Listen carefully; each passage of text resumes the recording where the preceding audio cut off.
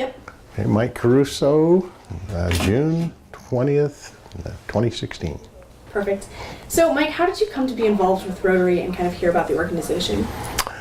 Well, I became involved around 2001 when my daughter invited me to a Rotary meeting, and I was getting close to retirement and cutting down my schedule, and it turned out that I had that particular Wednesday free, so I went to the meeting and found it very interesting, kind of all the doers and shakers in Newburgh, doctors and attorneys and school superintendents and hospital administrators and whatnot, and was pretty sure that this was not for me. So about, the next week my daughter invited me again, which kind of surprised me, so I went again and had an enjoyable time, and then the third week in a row I figured something was up. And so I decided I better check the organization out, so I did. And my background was, went to Catholic seminary in the high school, and then got a bachelor's degree in sociology, and then went into the Peace Corps after that, and wanted to do something to give back to the community, and was surprised to find out that Rotary had a emphasis on peace, and so looked at all the other social programs they were doing and decided to jump in and see what it was about. Great. So what about your time as president? Do you want to give me some of the highlights of that year? Well, at first quite nervous. Found out real quick that the club really supported, because you pretty much no matter what you wanted to do as far as making any types of changes or whatever. And I found out over the years that when a person does become president, in a small sense, the club takes on the personality of the person that is running the club for that particular year. Found it very enjoyable. We started the dictionary project in our club that year. 2005-06, where we give a dictionary to all third graders in the Newburgh, St. Paul, Dundee area. And that's still going on to now. And it was just a very, very enjoyable time. Of course, starting out a bit of stage fright, but then you get over that pretty quick, and just really had a really fun year. I felt it was quite productive. Great. Were there any other projects that you worked on besides the dictionary project that year? Well, one of the programs that I got involved with, which started actually in 2003, and I was involved with until 2011, was an international program in Guatemala. Started out as a dental project. And then as the club changed, so did the project.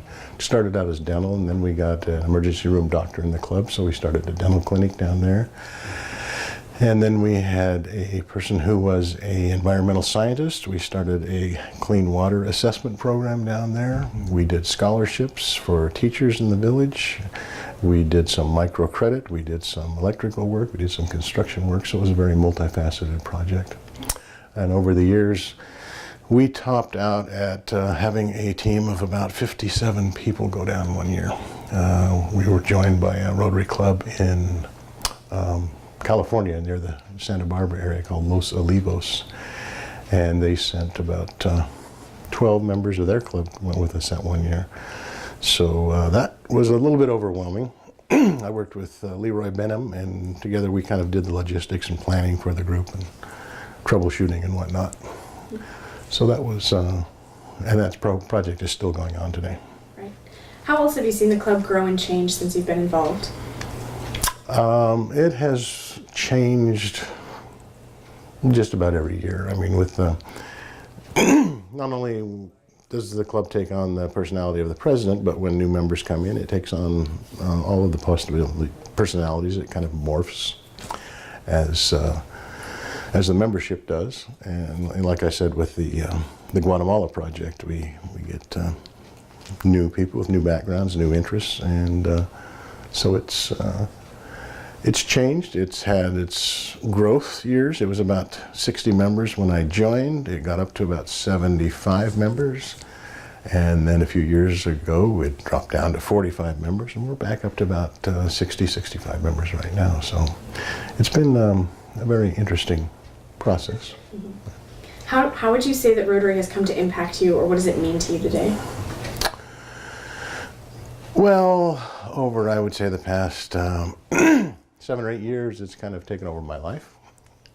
I got involved following my year as president, working on a program called the 4-Way Test, which is 7th and 8th graders are sponsored to write a article about the 4-Way Test, and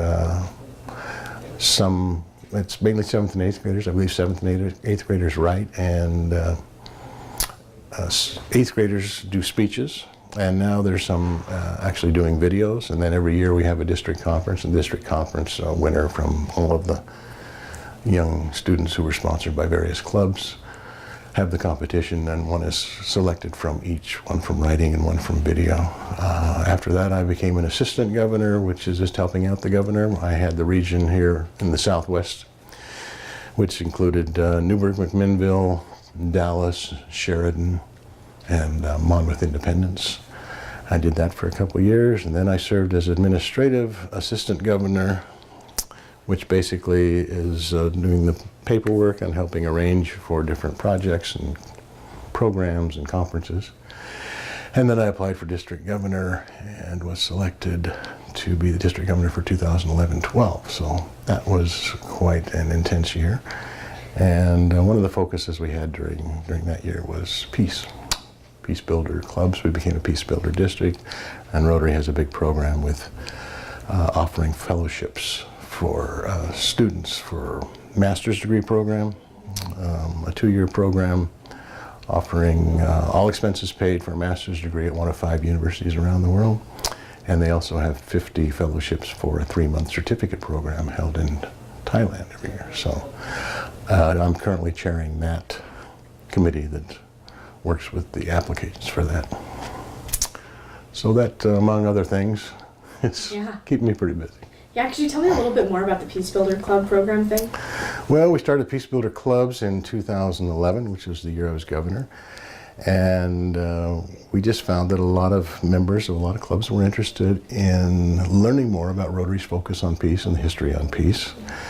We started with 9 clubs. A question was asked at one of the clubs after a presentation was given by a fellow named Al Jubitz, that we had just become a Peace Builder district, which means that we contribute $25,000 out of our $200,000 district budget to the Rotary Peace Centers, which goes to support the Peace Fellows program. And so people said, we're a Peace Builder district, and we start Peace Builder clubs. And so we talked about that and talked to some of the higher ups in Rotary, directors and whatnot, and they said, well, go ahead. And so we started what we call Sustainable Peace Builder Clubs, which supports Peace Builder districts. And it's basically to learn more about Rotary's history on peace and to teach the community about Rotary's history on peace, and then do peace programs, projects, sponsor applicants for the Rotary Peace Fellows program. So we've been kind of a leader district worldwide on this Peace Builder clubs and district program. Mm-hmm. And we usually have about 6 or 7 or 8 applicants every year for the Peace Fellowships, and we've been awarded about 10 fellowships in the past 5 years. So we're very proud of that. Yeah, that's great. Do you have any advice for future Rotarians? All I would say is, if you're interested in giving back to the community, Rotary is an amazing organization by which you can do that. And it's broad enough that you can basically find out whatever your passion is, whether it's working internationally, whether it's working locally, or through peace, or through membership, or through the foundation, raising money for the projects. That to definitely, if you join Rotary, find out what your passion is, let some of the club leadership know that, and they will direct you, and then you can have a very fulfilling time. Great, thank you. I think that basically covers most of the questions I wanted to ask. So do you have anything you'd like to add about Rotary or your time with the club that you think people should know about? Every club is different. Every club has its own personality. We have 73 clubs in our district. It ranges from Tillamook on the coast up to the Washington Peninsula, and goes east as far as Baker City, north to Battleground, Washington, south to Salem. We have about 3,650 members, and during the time as governor, I visited all of the clubs, gave a little talk about Rotary and the history, foundation and whatnot, and you find out that, like I said, every club has its own personality. The first time I visited another club and saw the way they conducted their business and started their meetings, I was pretty new to Rotary, but I said, well, this is all wrong, because that's not the way we do it in Newburgh. But we found out that every club does it its own way, and they're all very, very effective in serving their community. Great. Well, thank you very much. You're welcome.